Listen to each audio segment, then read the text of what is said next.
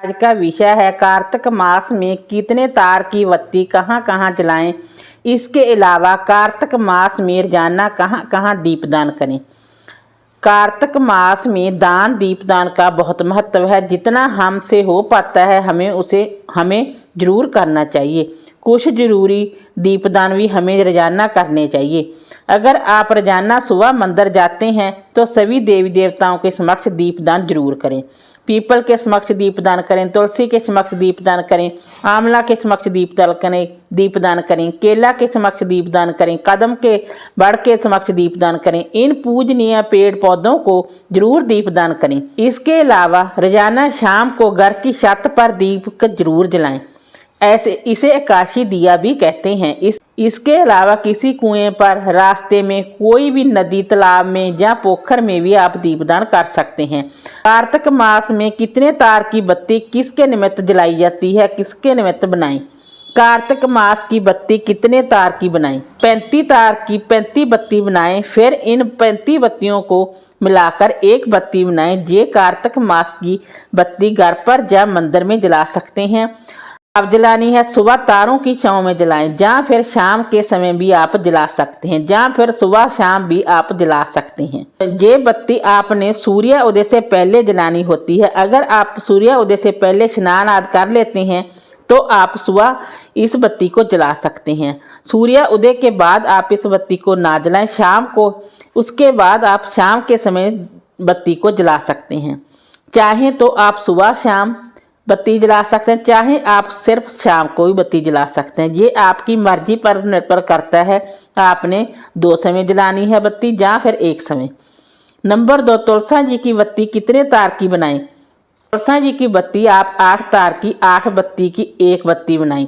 दोनों समय भी जला सकते हैं और एक समय भी जला सकते हैं। ये आपकी मर्जी पर है। नंबर 3, पथवारी माता की बत्ती। पथवारी माता की बत्ती कितने तार की बनाएं? 5 तार की बत्ती बनाएं और 5 बत्ती एक ही बत्ती बनाएं और 5 बत्ती की एक बत्ती बनाएं। पूजा करते समय जला सकते हैं। नंबर 4, पीपल की बत्ती कितने तार की बनाएं? पीपल की बत्ती 13 तार की 13 बत्ती की एक बत्ती बनाएं। तेल में भिगोएं और उसे पीपल के समक्ष जलाएं। सुबह भी जला सकते हैं और शाम को भी। जी भोलेनाथ जी के समक्ष जलाने के लिए कितने तार की बत्ती बनाएं? शिवजी भोलेनाथ जी के समक्ष जलाने के लिए 1.25 लाख बत्तियों का नियम भी ले सकते हैं, या फिर 3 तार की 108 बत्ती की एक बत्ती बनाएं। इसका नियम भी आप ले सकते हैं और भगवान शिवजी भोलेनाथ जी के समक्ष सुबह और शाम दोनों समय जला सकते हैं। नंबर 6, विष्णु भगवान की बत्ती कितने तार की बनाएं? विष्णु भगवान की बत्ती 16 तार की 108 बत्ती की एक बत्ती बनाएं, यानी कि 16 तार की एक बत्ती ऐसी 108 बत्ती बनाई जाती हैं। ये बत्ती पूरे कार्तिक मास जलाएं। नंबर 7, लक्ष्मी जी की बत्ती कितने तार की बनाएं? लक्ष्मी जी की बत्ती 16 तार की 16 बत्ती की एक बत्ती बनाएं। ये दीपदान धनतेरस से शुरू करके अगले 30 दिन तक किया जाता है। वैकुंठी चौदस की बत्ती कितने तार की बनाएं? वैकुंठी चौदस की बत्ती 14 तार की 14 बत्ती की एक बत्ती बनाएं। ऐसी 14 बत्तियां तैयार करें। वैकुंठी चौदस पर 14 दीपक का दीपदान करना होता है। ये दीपक तेल के जलाए जाते हैं। ये दीपक नदी के किनारे किया जाता है। यदि नदी के किनारे संभव नहीं है तो आप अपने घर पर भी दीपदान कर सकते हैं।